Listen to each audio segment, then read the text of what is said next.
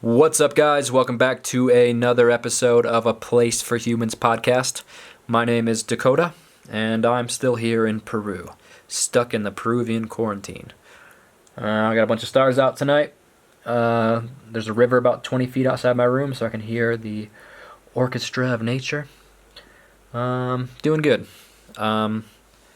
So I just wanted to repost a podcast with I was going to start a podcast with my friend Bagwan Das. We might still do it one day. And we did a podcast in Hawaii, in Maui, at the Ram Dass retreat with our friend Duncan Trussell. Duncan Trussell's got a new Netflix series coming out called A Midnight Gospel, I believe is what it's called. I'm really looking forward to that. So all you guys that have a Netflix account, it comes out 4/20. So make sure you watch that. It's made by the creators of Adventure Time. So it's going to be a really good one. You can watch the a little clip of it on YouTube. So I just wanted to re-upload this podcast onto my main channel because it's never been shared on here. But this was a podcast we made maybe, 2 years ago or so. It was going to be a podcast shared between me and my friend. Like I said, we were going to call it Satsang Podcast. But yeah, I figured you guys would enjoy that. And enjoy it. So here it is. The podcast with me, my friend J.R. Bagwandas, and Duncan Trussell. And make sure to watch Midnight Gospels on Netflix, April 20th. 4/20. All right. Let's do this, baby.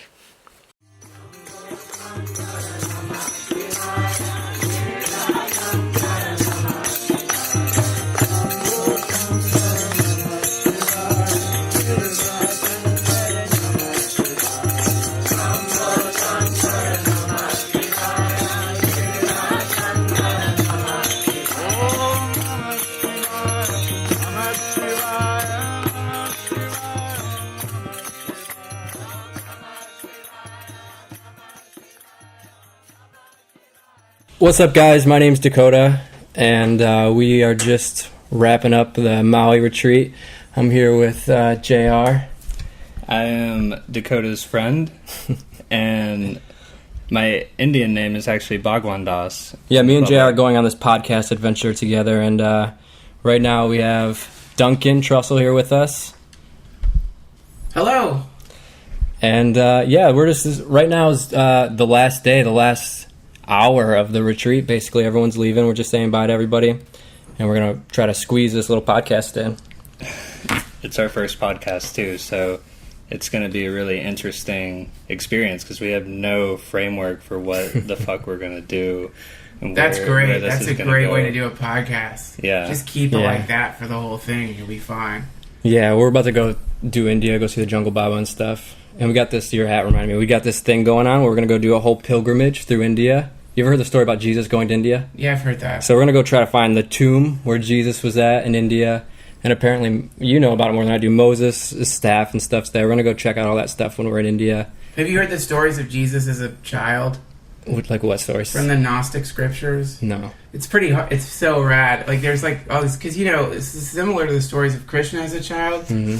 But in India, they're not afraid to, talk about that stuff, and the way that in Christianity a lot of it has to be taken out because it's too weird. And, right.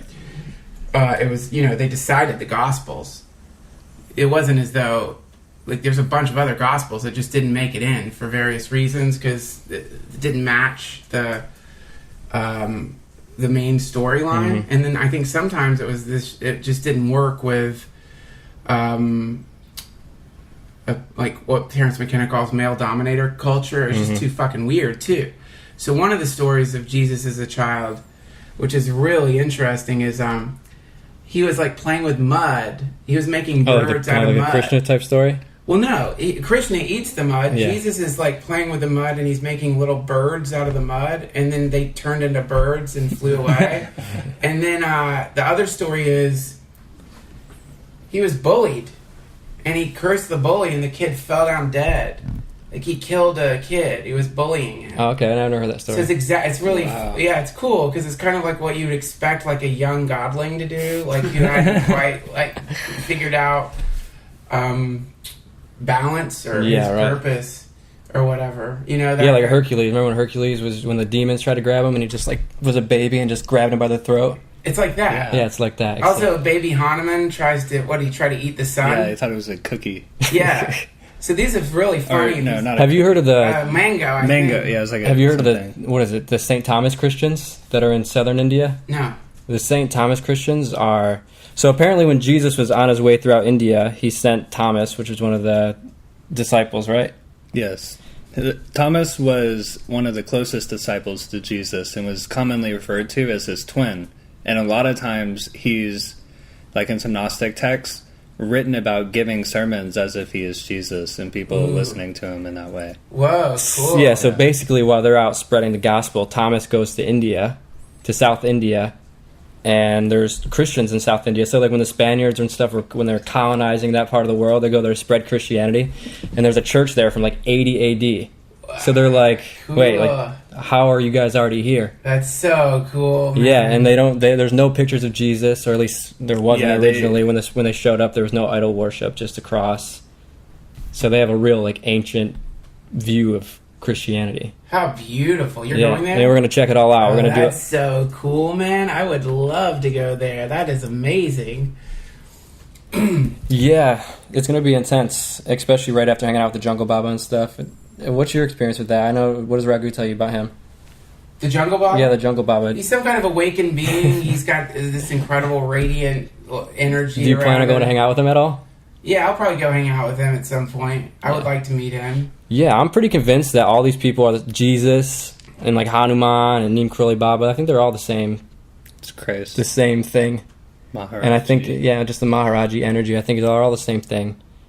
That's my experience with the Jungle Baba. That's like, especially after this retreat. That's pretty much my conclusion. I'm pretty sure it's just Neem Karoli Baba and Same water coming through different it's exactly pipes. yeah, same water coming through different pipes. And the fact that it somehow managed to get like it's just too many synchronizations with this Baba. Yeah, you know, this is something I've been thinking a lot about is the synchronicity stuff and how absolutely addictive it is and how and for years I've enjoyed these synchronicities and these wild, miraculous moments and like just insane things, man. Like insane things. And then now I'm starting to think like, are these distractions? Like, it's, you know, and because like we're telling ourselves stories. no, they're real. Yeah. It's real. It's like seems to be like you go running and you sweat. You eat and you are full. In the same way, it seems like when you start engaging in this stuff, the byproduct, it's a byproduct. Mm-hmm. It's these moments of synchronicity that can be pretty mind-melting. And for people who aren't ready for them, it can actually, you know, it can like send some people spinning out because what ends up happening is you become addicted Yeah, to trying to connect the dots. to the epiphanous moments, to the synchronicities. And then you start thinking, when the synchronicities aren't happening, have I done something wrong? Father, why have you forsaken me? And yet here they are. You know, I was interviewing Jason Louv, who's like from a different lineage. It's like high magic. Yeah. And his teacher is Genesis P. Orridge, who's like an occultist. And he was talking about how they went up to Kathmandu, which Genesis P. Orridge called a spiritual motherboard. So like a circuit board, it's like a machine. All those temples, all that occult energy swirling around. And so, you know, a lot of it's not just Christians and Hindus and Muslims and known religious traditions that go to these places. You also get magicians who go to these places, to sorcerers. Yeah.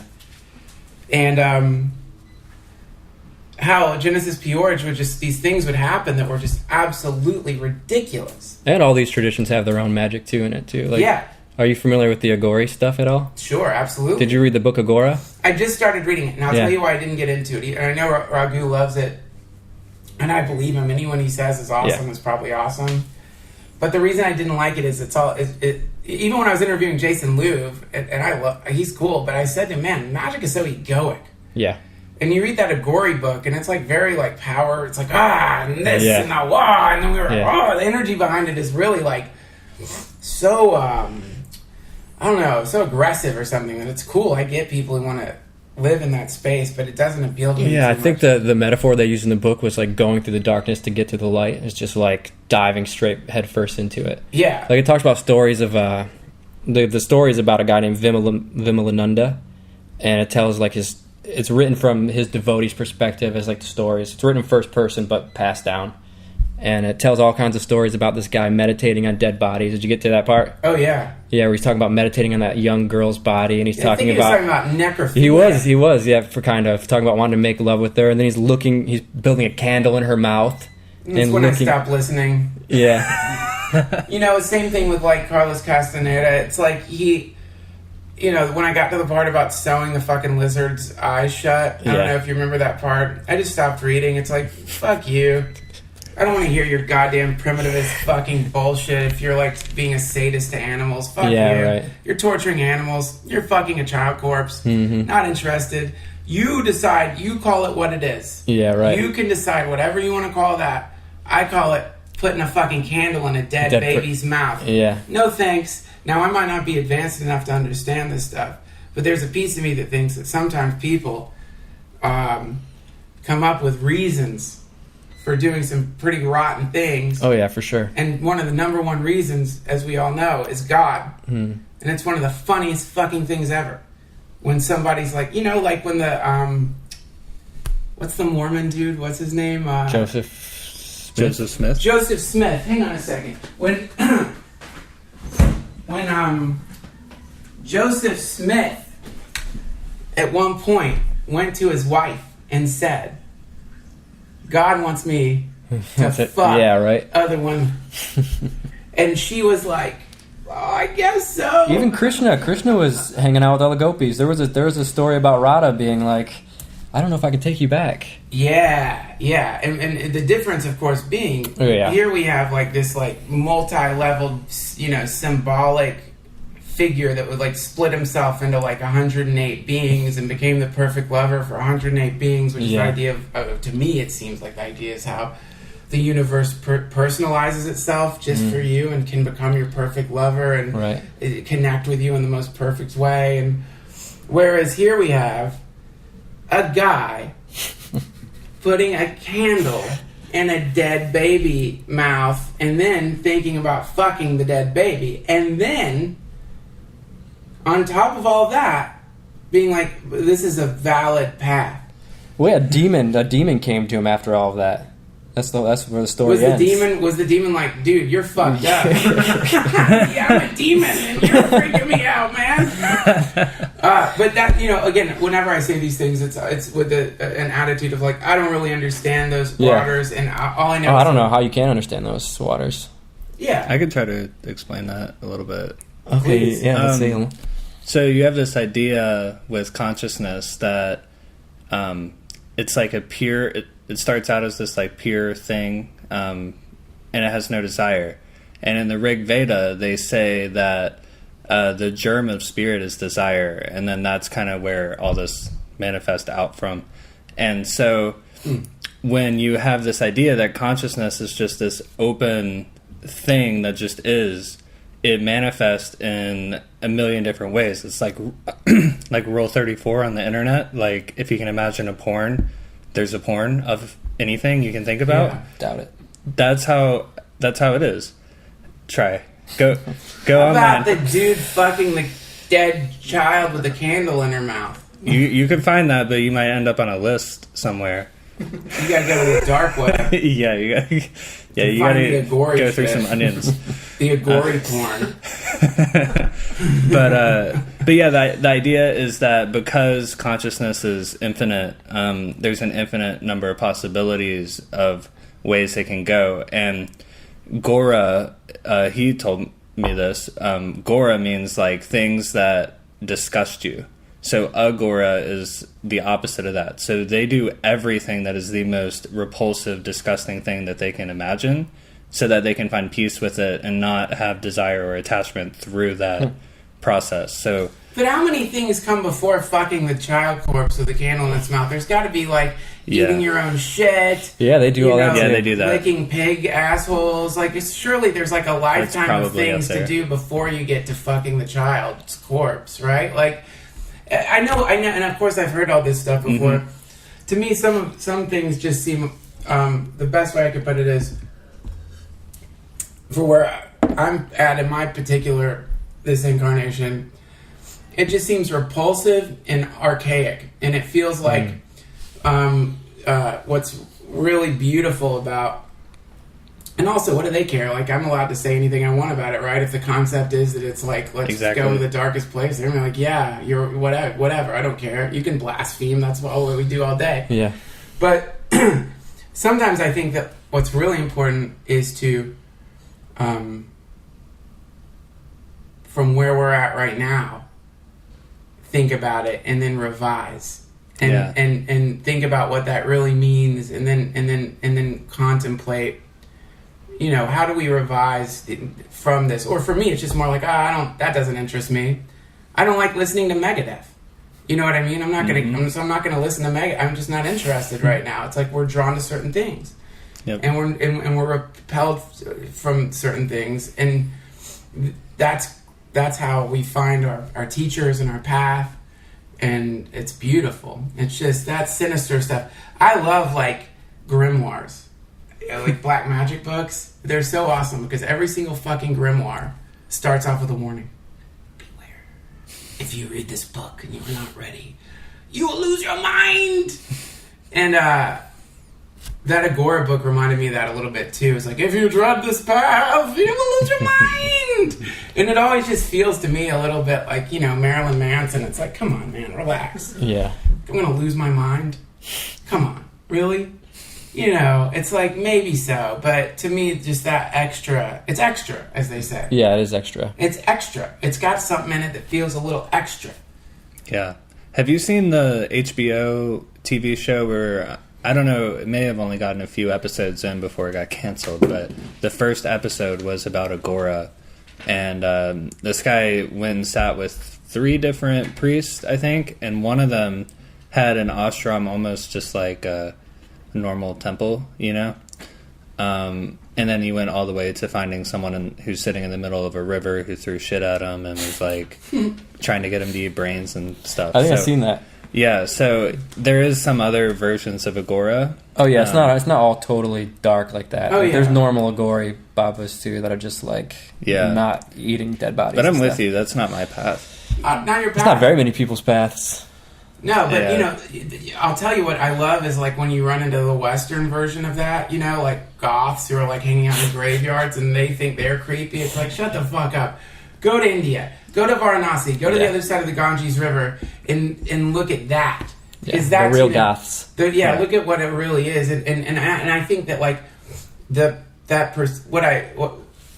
what I think is really interesting is, you run in the West, you run into all of these Shivites who don't even know they're Shivites. Mm-hmm. They're obsessed with death. Mm-hmm.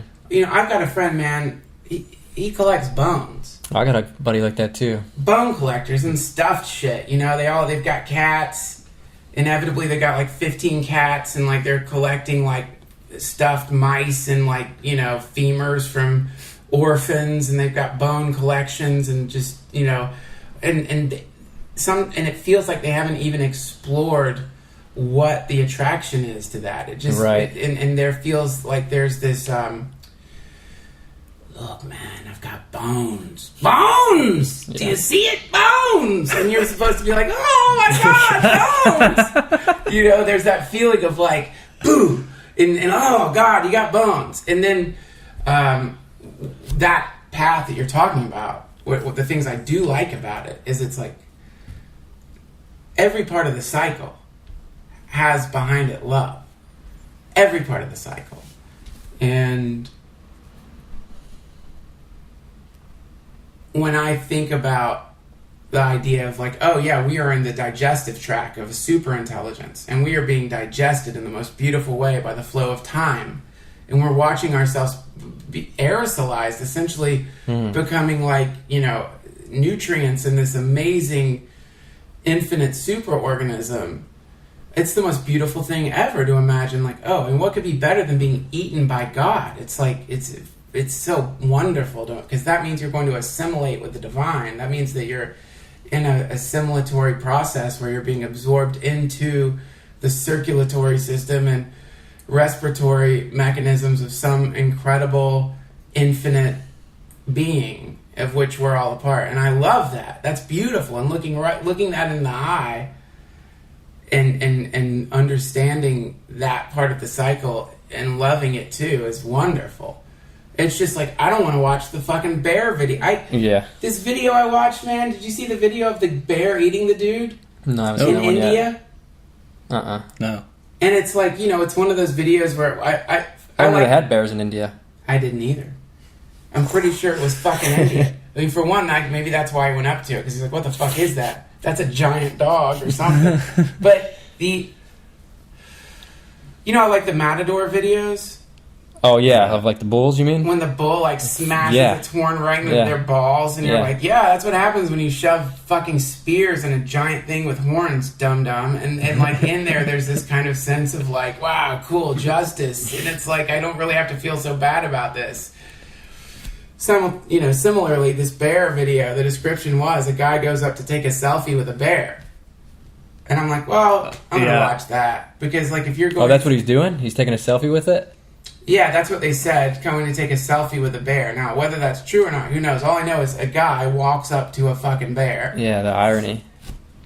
And the bear grabs him and eats him, like eats his face. And you watch like when you watch a thing die, especially violently like that, you watch it go from the... Well, he thinks he can get away at first, so he after the bear mauls him, he gets up and runs, and the bear just fuck you, grabs his foot and pulls him back. Now the bear's on his face. I don't even think they eat like that either. He's just doing it to hurt him, probably. He just was he's like, what this fucking monkey? I'm like, I don't know what you monkeys kill everything. Mm-hmm. The bear probably knows how humans are violent. Yep. And the bear, you don't know when a human walks up to you and you're a human, you don't necessarily know what's going to happen. But you've got the brain of a bear. It's like the solution is to kill it. Yep. And so anyway, the point is you see that vital energies desperately struggling to stay alive in this insane wrestling match with this bear. And you watch it go from the various phases of death. That's this retreat. Yeah. Right? Oh, God. Yeah. Yeah, to the surrender to the bear. And us are trying to run away, and you got Bob Thurman just reaching out into the depths. That's it. Yeah. So I think in the analysis of that, there's something that could be beneficial, but for me, it's I don't need to watch bear attack videos to. No, you got Bob Thurman. We got Bob Thurman. Yeah. So anyway, that's what I think about that style of spirituality. I respect it. It's just not. It doesn't appeal to me too much.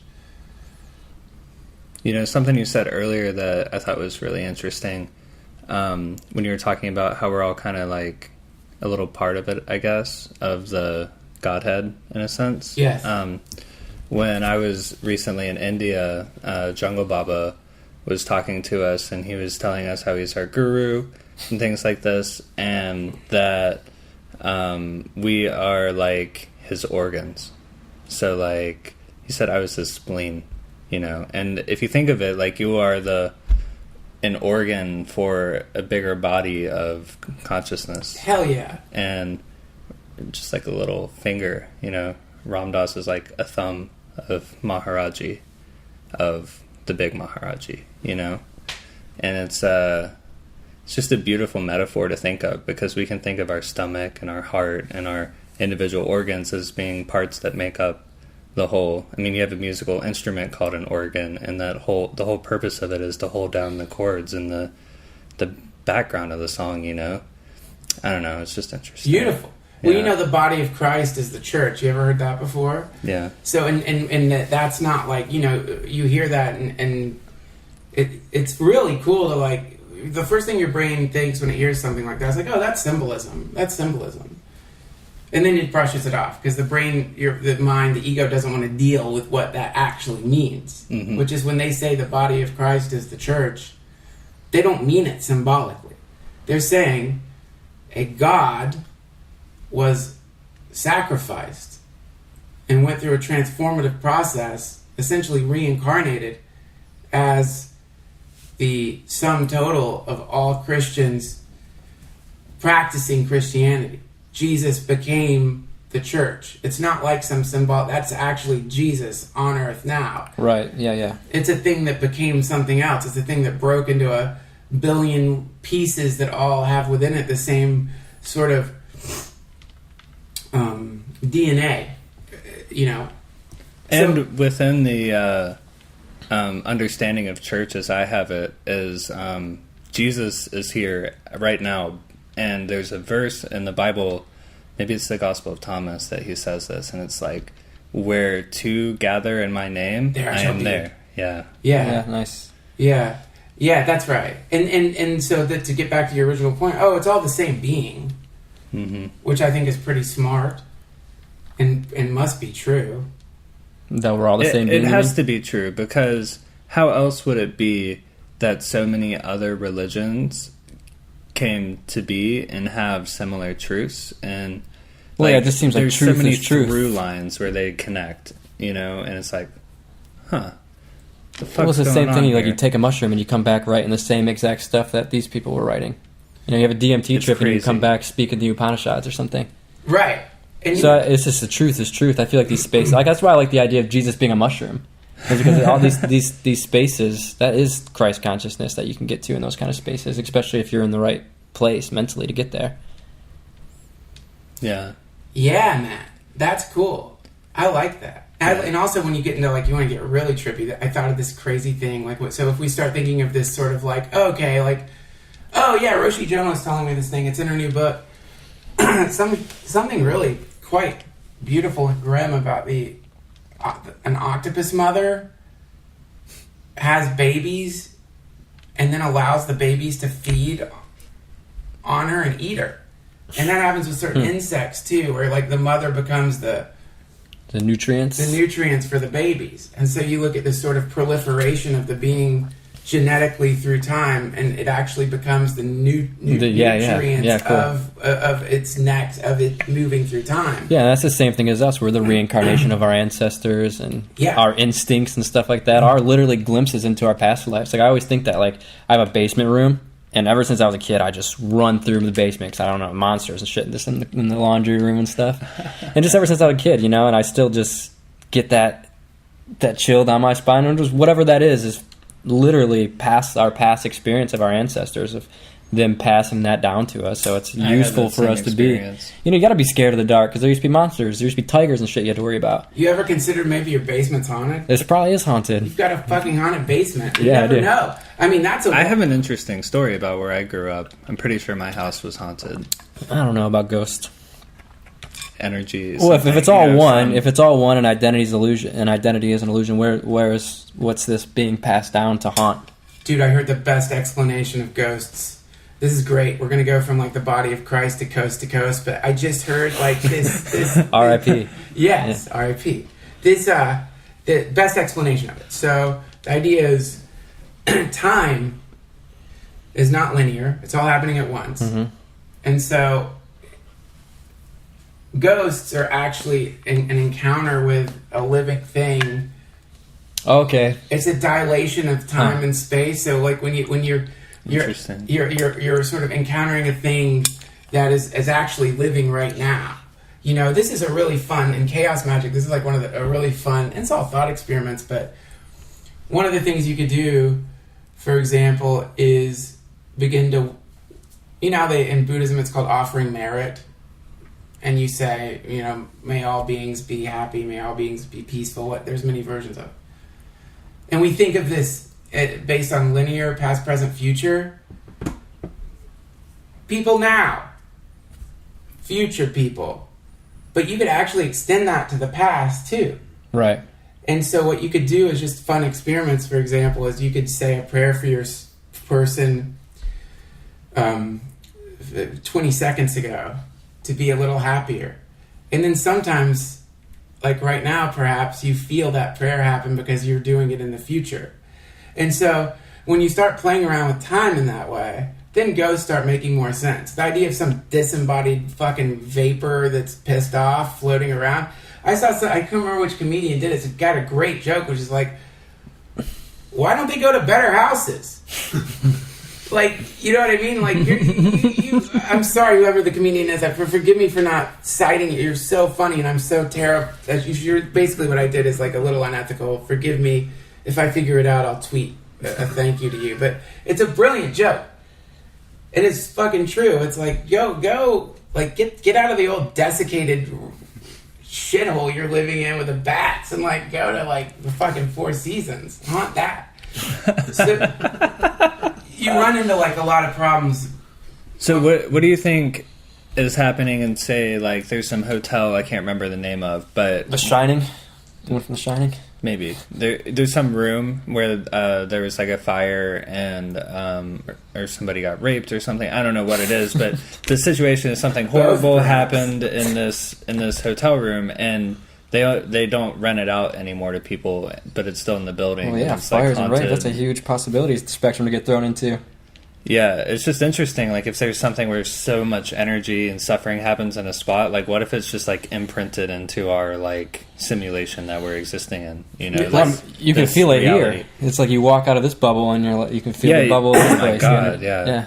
Well, I don't know. It's like a reality distortion fields or something. Like, you start thinking that certain places have tendencies. Like, you know, some places there's a hill. Some places it's flat. Some places it's rocky. Some places it's sandy. Some places there's water. Maybe like some places there's tendencies for certain things to happen. Mm-hmm. And those tendencies for certain things to happen create what people call bad luck or something like that. You know, sometimes like when I'm like at a 7-Eleven, in a really shitty 7-Eleven that smells like piss and it's in a, you know, like it feels bad. You're in this, the whole thing just is a mess. Like sometimes like driving up to the desert, you'll go through certain parts of LA that are very industrial, and you'll have to stop for gas, and you'll suddenly just pull into hell realm. It's like really bad. Dogs in cars with the windows rolled up, slobbering against the window, and kids screaming randomly here and there, and maybe gunshots far off, and just like just a general sense of like, my God, I just walked into the exact wrong part of the universe. And then I've thought to myself, if I could like reverse time from before this was like a 7-Eleven or whatever it is, or a gas station, and then would it be like a haunted forest? You know what I mean? Would it be just kind of like a slimy, shitty haunted? When I just kept reversing time, would it always just tend to be a place that sucks? I don't know. I mean, these things are super fun to think about. You know, I really don't know, but certainly there are places that you go to that feel sacred, like Ram Dass's house, for example. Like, you walk into that energy field. You know where I just got back from? You know Petra in Jordan? Yeah. I was exploring the Middle East, just backpacking around. That place has some sacredness to it, for sure.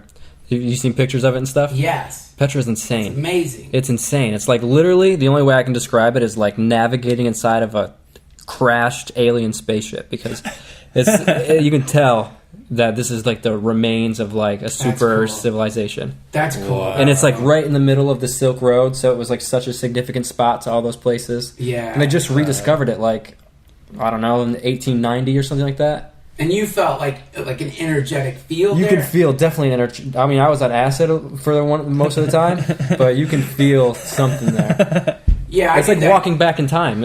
I do that acid thing too, and I always catch myself doing it where, like, in a weird way, I almost feel like, well, I was on acid, so, you know, probably bullshit. And it's good. You're a good scientist to admit that. But sometimes I think, shit, man, that almost, like, makes it more valid. You know, it opens you up to those kind of, you know, you're so distracted. Well, the way I view acid or those states is that you're so distracted with your thoughts. Oh, look at this or whatever. Acid just takes it all away, so you can really tune into it. And you can think on a depth to where you can feel whatever's there for the past. I could see it. Like, I was looking at all these old structures, and I could like make out how it was, instead of seeing like just kind of the ghost of what it is now. Oh yeah. Like, the acid helped me like. Yeah, and then it's like, you know, it's what Thurman was really talking about in a lot of ways, like time disruption or time travel, or the concept of this sort of, and this is very Buddhist, you know, like it's like Thich Nhat Hanh. I think it's Pieces Every Step. I can't remember which one of his books.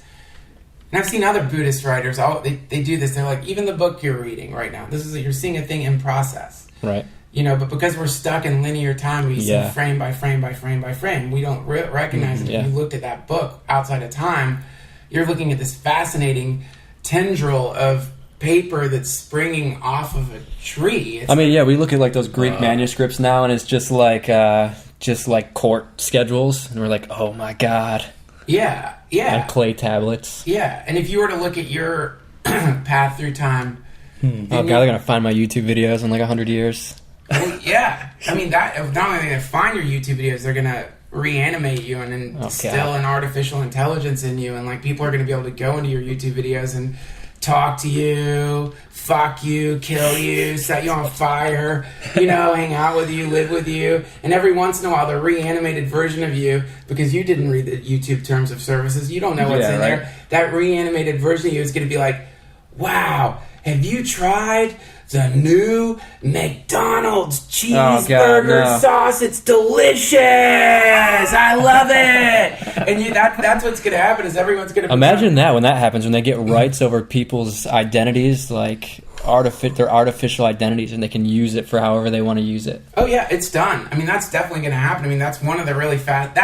What that is the telescoping implosion of the universe into itself, and that creates an alternate reality populated by AIs of humans that used to exist that have been reanimated. Did you hear the Dalai Lama say that you'd have to do a scientific experiment to prove it, but he thinks a stream of consciousness or individualized consciousness, soul, might be able to actually incarnate itself into an AI if the AI was aware of itself. If it was aware enough. Yeah, sure. Yeah, I've heard that. Like, it's the field of dreams. If you build it, they will come. If you create like an advanced processor enough that can house a soul, it's gonna. I think it's more like if you like create an advanced enough. I think we're probably more receivers and transmitters than we. You know what I mean? I think it's more like if you're gonna be able to dial into fields of consciousness, and the thing's gonna start just talking for real, for sure. Yeah, for sure. Oh yeah, it's coming for sure. But we went all into mind space. The thing that occurred to me at this kirtan last night, which is based on this concept of the fluidity of time, or this sort of how would you say? It's like a slinky. The time stretches out, time speeds up, time. It's not the way when you really think about time. It isn't really static. It isn't stable. Like, what you're saying? You felt that with kirtan? It's a relative experience. Well, no, not with kirtan. Suddenly, what I realized was like, oh shit! If we look at time as like one moment, then right now at this moment, young Neem Karoli Baba, potentially uncertain, is walking through the Himalayas, potentially fucking terrified, maybe too cold, maybe uncomfortable, maybe like going through the phase of the thing where you are actually losing your mind, maybe just not quite the Neem Karoli Baba that Ram Das met, young Neem Karoli Baba. Lakshman Das, before he was Neem Karoli Baba. Lakshman Das. Yeah. Before he met Sambhari Baba. Lakshman Das, before he met anyone, whatever it is. And then I started singing the kirtan to that being through the time-space continuum. So to think that we can only interact with these enlightened beings in what, with their pictures or in the whatever the field of consciousness generated by the shared love of these beings, that is true. But also, you can interact with them, I think, at all points in time, and actually you can begin to help them. You could actually begin to, as much as possible, think, how can I ease your suffering where you're at right now, this young, soon-to-be saint? Can I ease your suffering there too? And that's fun to think about, because then you could think that potentially the actualized version of you, when you become that being, is at this moment singing out prayers backwards through time to you. That's saying, great. come, we got you, come. It's such a trip. Yeah, it reminded me of that. You hear that Australian guy when he was like, I died for 22 minutes and I went through the tunnel. Were you there for that story? I missed the damn. He said I went through this tunnel and I got through the tunnel and there was just a bunch of rishis singing me back into existence. Yeah. And it's, or like Terrence McKenna says, when he gets into the DMT space and there's just these beings singing objects into existence. Yeah. That. Yeah, that. Whatever that is. That. And that's the body. That's the church. That's beyond time. That's the space beyond time where... Yes. Yeah. So we think of the church as the body of Christ, or we think of the satsang as the body of Maharaji, or however you want to put it. And then you imagine that like Christ is being crucified right now.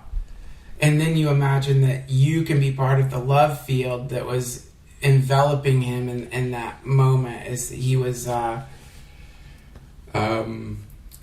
in a very excruciating situation, you know. And it's really sweet to imagine that in the same way that these beings help us, we can help them too. It's a reciprocal relationship. Yeah, it's kirtan, call and return. It. Yeah, that's it. Yeah. Yeah, it's nice. It's a nice thought. And it's the essence of bhakti, essentially. Being in service. I mean, that's why you read Krishna's pastimes and stuff like that. Yeah. So that's the essence of spiritual practice, is doing that. Yeah. Yeah. We did that yesterday with Ram Dass during the mala ceremony. You know, I think Mike or Raghu or someone said, don't try to get something out of it. You're trying to give him your love with no expectation to receive anything, but you know he's sending you love back, and it's just a glue, like connecting you into one for a moment. You know? Yeah, the amazing thing about Ram Dass, what we were kind of talking about yesterday, is that we have a timeline of reference point to go back and connect with that version of Ram Dass, the young Ram Dass. With Neem Karoli Baba, I mean, we have a couple pictures, or Jesus, we have no pictures. But with Ram Dass, we're in such a weird time now where these teachers, we're going to be able to connect with them on this, the beginning of artificial intelligence, you know, these time of us collecting the data of the timelines and stuff like that.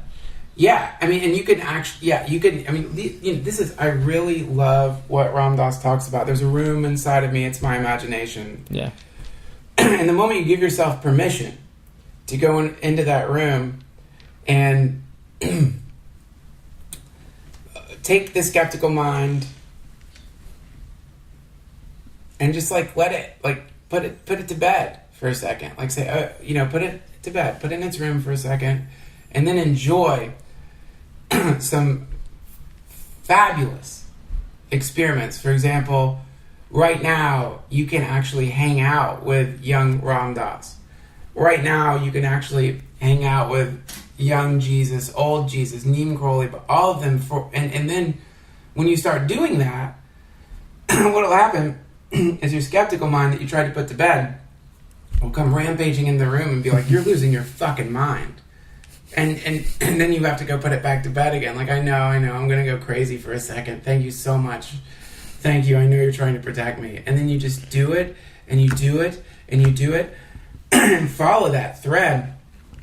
And then the next thing you know, you are having darshan with these people, with these beings. And then you have to deal with that. You have to deal with all the things that come along with that. That's where it gets interesting. Because you don't want to get bug-eyed. You know what I mean? You don't want to suddenly get all bug-eyed and weird and start parading around with all your fucking miracle stories, and no one wants to hear that shit. You know what else nobody wants to hear? No one wants to hear about your fucking DMT trip. Mm-hmm. Nobody wants to hear about your ayahuasca trip. Nobody wants to hear about your fucking dream. Unless you're Terrence McKenna. Unless you're Terrence McKenna, and barely then. Yeah, I know, right? Still no one wants to hear it. Barely then. But he was good. Like, when you listening to Terrence McKenna talk about DMT, you felt like you were on DMT. He is an exception to the rule. But what I mean is, what I've begun to realize is, I'm burdening people with my epiphanous moments, and it's a secondary consideration. Yeah, and that's why I love the theory of like, okay, sure. This is what I think about a lot. Like right now, if a portal opens up, and Jesus walks into the room, Neem Karoli Baba appears. He's here. He comes through a portal. He's like, yeah, I go through time portals sometimes. Hello, I love you guys. You feel the whole thing. You feel it. You're like, oh, it's the love thing. And then he goes back through the portal and he's gone. Now what? Same shit. Mm-hmm. Doesn't matter. You tell as many people you want about the Neem Karoli Baba fucking portal story, and they're going to hear you and be like, oh, that's a cool portal story. And they're going to go home and get fucking hammered and kick their dog and fall asleep and wake up and be miserable because they don't really give a shit about the portal story. But you go to somebody and you have 0 portal stories, but you love them. Yeah. And you're there with them in the moment, just loving them, loving them, loving them. That is going to fucking... That's where the shift starts happening. You know? That's just what I've been thinking. Is like, man, I'm always yapping about these fucking portal stories. And it's like, who cares? Yeah, and I find it just belittles it anyway, trying to bring those experiences into language. Language is so clumsy, you can't even begin to explain them to a point where someone can appreciate it unless they've already had the experience. Right. So it's so personal that it's not even worth sharing most of the time. Right. Yes, exactly. But with us, with that song, we eat these stories up. I mean, it's fun to hear them because you're like, oh, but really, ultimately, the end result of these stories is what do you say? It's how we take it and implement it into a way that we can give it to everyone, which seems to be love. It's love. Yeah. It's love. And that's the universal language. That's anyone. Transcends language barriers and transcends body barriers. You know, you love a dog. It seems, it's the language of the universe, apparently. It seems to be. Yeah, it definitely seems to be. Or creation. In this physical universe. You know what it is? Have you ever contemplated the term state of the art? No. It's great. This professor at my school was really into that term, state of the art. So, you know, you go to like Best Buy or whatever, state of the art, plasma screen, TV, or like, you know. Okay. State of the art. State of the art. So in technology, it usually refers to like, this is the most advanced fucking thing of this particular type that there is. State of the art. So,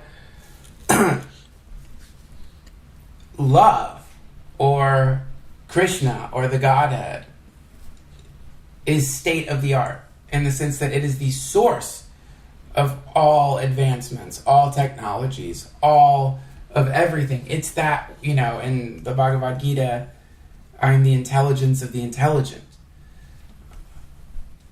I am the life of all that lives. I'm the original fragrance of the earth. State of the art. So love is state of the art.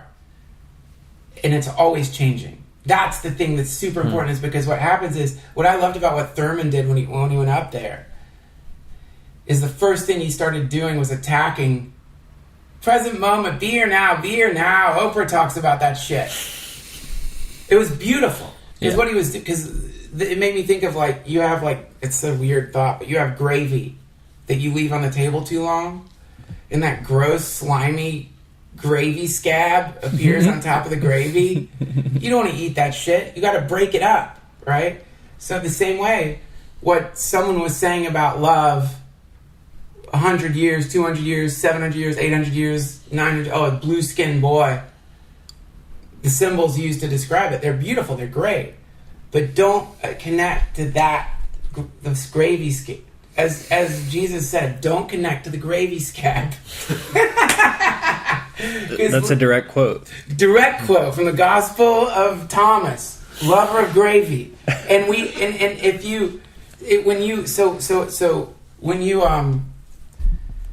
realize that love is the most advanced technology in existence, it's the source of all art. It is not just the state of the art. It is that thing that art comes from.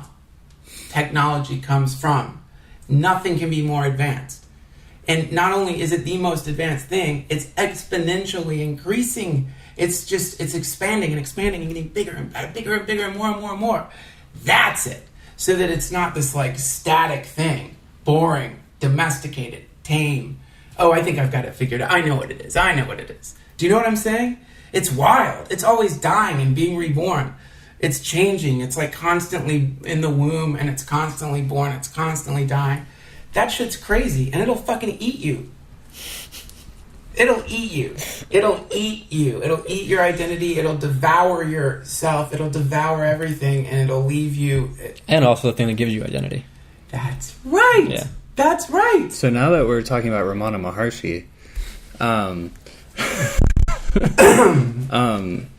actually Ramana Maharshi said something very similar to what you just said, and basically he was talking about why do we do the things we do, and it's basically like you have attachments, you know, and these attachments develop from the fact that you have a true bliss within you that we could call love, as love is manifest out of our inner bliss or Sat Chitanan, which Robert Thurman talked quite a bit about. And so when you say you record a really killer podcast, and like in that there's a moment where you think like, I love that podcast, I really, you know, and you don't really love that podcast in the way that love loves. It's like you love the idea of how that sounded, but there's some moment where you actually went into your deep self, the same place you go when you sleep, and you're like, oh, feel it, and then you come out of it, and then when you come out of it, you're like, you know, I'm back to this again. And it's a game of that all fucking day long. And it's this feeling of love and lack of love, and we get that mixed up with attachments and things such as that. Nipple, I think of it as nipples on a dog. It's like you start thinking that this nipple or that nipple is the love nipple, and then you get all stuck on that nipple, and it's like, or it's that other verse in the Bhagavad Gita, he who is attached to the flowery words of the scriptures is like a person who drinks water from a well and it flows everywhere. You know, and in the same way, like, or you could say, is like a person who sucks at one nipple when he's in a forest of nipples. There's millions of nipples, and in fact, but then also, I'll tell you, and we got to go, but I will completely be the greatest hypocrite of all time and talk about a psychedelic story very quickly, which is when I did intramuscular ketamine because I was depressed. And I had to go through, relive getting, you know, testicular cancer and the diagnosis and then my own death. And somewhere in the midst of being destroyed in this way, I was saying over and over and over again, I love life. I love life. I love life. I love life. And whatever that thing is that talks to you in those realms, it doesn't use language, but it does talk to you, said to me, you don't love life. Life is love. Ooh, that's good. Gotten confused, friend. You know, the thing that you're so terrified of losing is impossible to lose. You got the nipple mixed up with the milk. There you go. That's it. Thank you guys so much for letting me chat with you today. Thanks a lot. Hare Krishna. Hare Krishna, Hare Ram. Hare Rama. Hare Rama. Thank you.